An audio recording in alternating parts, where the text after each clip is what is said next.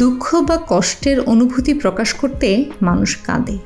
ছেলেদের তুলনায় মেয়েরা বেশি কেঁদে থাকে। চোখের পানি কিছুটা নোনতা স্বাদের হয়, এ কথা কম বেশি সবার জানা। কখনো কি ভেবে দেখেছেন এই পানি ফ্রিজে রাখলে কি হবে? এটি কি সাধারণ পানির মতো বরফ হবে?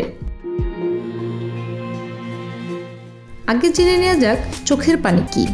চোখের কোণে থাকা ল্যাক্রিমাল গ্রন্থি নামক উৎস থেকে চোখের পানির উৎপত্তি হয়। এই পানি সার্বক্ষণিক তৈরি হতে থাকে। তাহলে পানি উপচে পড়ে না কেন?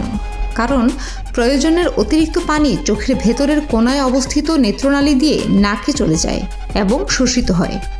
কোনো কারণে চোখে যদি মাত্রাতিরিক্ত পানি তৈরি হয় কিংবা নেত্রনালী বন্ধ হয়ে যায়, তখন পানি উপচে পড়ে। চোখের পানি আর সাধারণ পানি কি এক? না, দেখতে একরকম হলেও দুটো মোটেও এক নয়। সাধারণ পানি তৈরি হয় হাইড্রোজেন আর অক্সিজেন দিয়ে।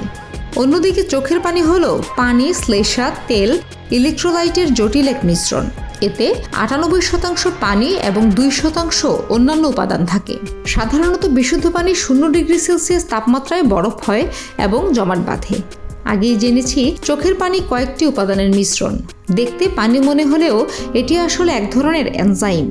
চোখের পানিতে সোডিয়াম ক্লোরাইড, পটাশিয়াম ক্লোরাইডের মতো উপাদান থাকায় এর স্বাদ লবণাক্ত হয়।